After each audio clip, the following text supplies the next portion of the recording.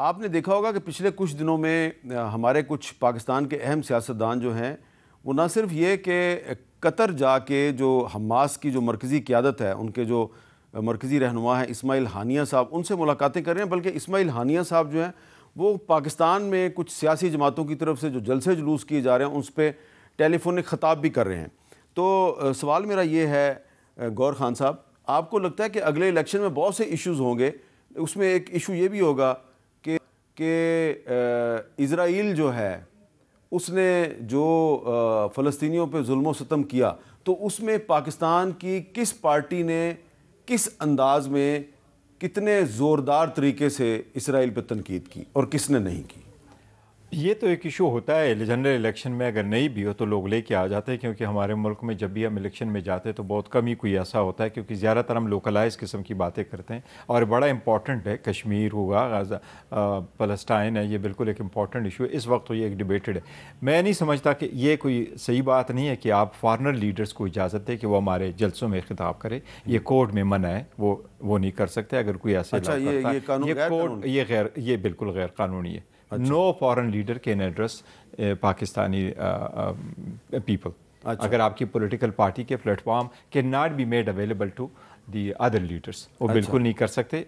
चाहे वैसे आप 8 फरवरी का इलेक्शन लड़ रहे हैं इंशाल्लाह बुनेर से लड़ेंगे आप इंशाल्लाह, कौमी असम्बली का सूबाई NA10 से इंशाल्लाह। अच्छा, NA10 से। NA10 से चलें, अब हमारी दुआ है कि आप 8 फरवरी तक मंजरियाम पे रहें इंशाल्लाह ताला हैं। अल्लाह ताला आपको महफूज रखे।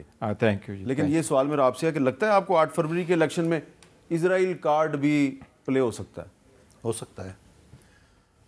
जो आपने बातें कही है या जो मीडिया में चीज़ आती रही, इसका मतलब ये कि अगला इलेक्शन जो ना इस तरह ये मज़हब कार्ड भी इस्तेमाल होगा, और मज़हब कार्ड इस्तेमाल होगा, ये मज़ीद पाकिस्तान के लिए ख़तरनाक होगा, क्योंकि माजी में बहुत सारे इस तरह मज़हब कार्ड इस्तेमाल हुए हैं और जिसमें आपके माशरे का ख्याल कर दिया है। पहले तो अक़लियत और मुसलमान होते थे, अब तो मुसलमानों के अंदर फ़िरके बन गए मसलक के बुनियाद पे। तो ये चीज़ें बड़ी ख़तरनाक है और मुझे लग रहा है कि अगले इलेक्शन की तैयारी हो रही, जो चीज़ें आपको मीडिया पे नज़र आ रही है।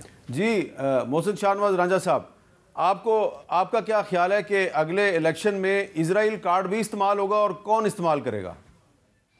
देखिए, बात सुने, इजराइल कार्ड सारी सियासी जमातों को और हमारी, मैं ये खुद समझता हूँ कि हम कंडेम करते हैं कि वो जहाँ पर जो कुछ हो रहा है, और हम इसको बिल्कुल सपोर्ट नहीं करते। इसको कार्ड ना बनाइए तो वैसे ही सारे पाकिस्तानी, सारी सियासी जमातें इस कार्ड को यूज कर रही हैं, और मेरा ख्याल से सियासत से बालातर होकर ये कार्ड यूज होना चाहिए। इसमें सियासत नहीं इन्वॉल्व होनी चाहिए, और बल्कि हमें इस बात पे सारी पाकिस्तानी की सियासी जमातों को एक प्लेटफॉर्म पे होना चाहिए कि वहाँ पे जो जेनोसाइड हो रहा है, जो वॉर क्राइम हो रहे हैं उसे इजराइल जो कर रहा है, तो वहाँ पे तो कोई सवाल ही नहीं पैदा, कौन उसको इजराइल के इस बात पे आ सकता है। और इजराइल, मैं इस सवाल को जरा डिफरेंट अंदाज में फ्रेम करता हूँ, थोड़ा डायरेक्ट हो जाता हूँ।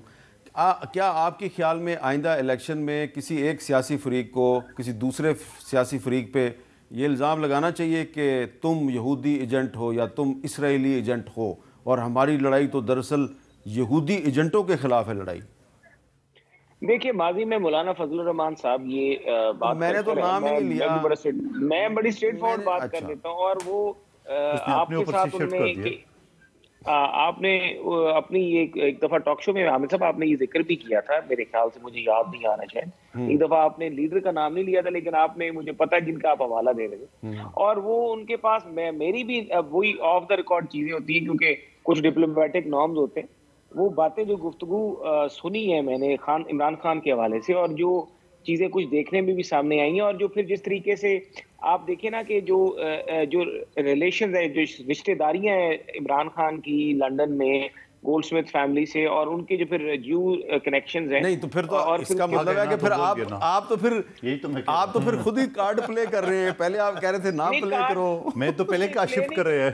देखें, जो पैलेस्टाइन का मामला है, ये उसके बाद अभी रिसेंट सिचुएशन पे मैं कह रहा हूँ कि उसको तो प्ले किया ही नहीं जा सकता, क्योंकि सारे फलस्तीन का झंडा हाथ में लेके फिर रहे हैं, सारे ही लेके फिर रहे हैं। लेकिन जो माजी के मामला है वो मैंने आपके आगे रखे हैं। माजी में ये होता है। मैं मजहब का कार्ड किसी सूरत इलेक्शन में नहीं लाना चाहिए। इलेक्शन जनरल इलेक्शन है, और जनरल इलेक्शन लोगों के सिविल राइट्स की प्रोटेक्शन के लिए, महंगाई है, बदअमनी है, लेकिन नो मजहब कार्ड कोई लाना नहीं चाहिए।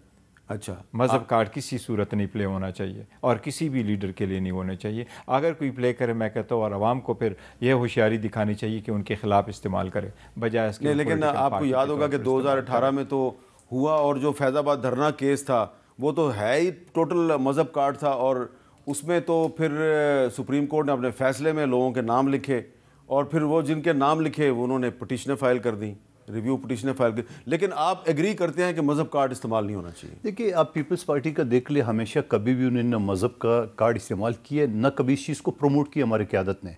आज भी बिलावल साहब और जरदारी से वो कभी भी इस तरह की चीज़ थी। हमारे यहाँ पार्टी के अंदर मुख्तलिफ ज़बान के, मुख्तलिफ मसलक के लोग हैं, मुख्तलिफ मज़हब के लोग हैं, क्रिश्चियन, हिंदू, सबसे ज़्यादा हमारी पार्टी में है। कभी हमारे अंदर ये चीज़ है नहीं, और आप किसी भी अक़लियत से पूछे या मसलक से पूछो, आपको बताएंगे कि पीपल्स पार्टी के अंदर ये चीज़ कभी भी ना हमने की है, न कभी इस चीज़ को क़यादत इजाज़त देती है।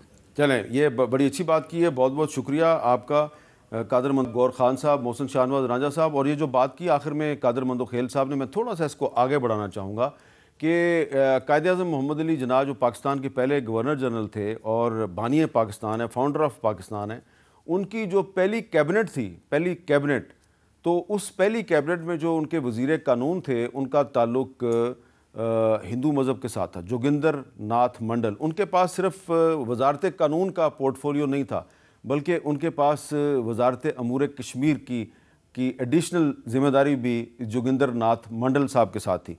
तो ये जो हमारे तीनों मेहमान हैं, इनका इत्तेफाक राय है कि अगला जो इलेक्शन है उसमें आप सारे कार्ड प्ले करें, लेकिन मज़हब कार्ड जो है उसको प्ले ना करें, और किसी पे गद्दारी या किसी की जो मजहबी शनाख्त है उसको मजरू करने की कोशिश ना करें।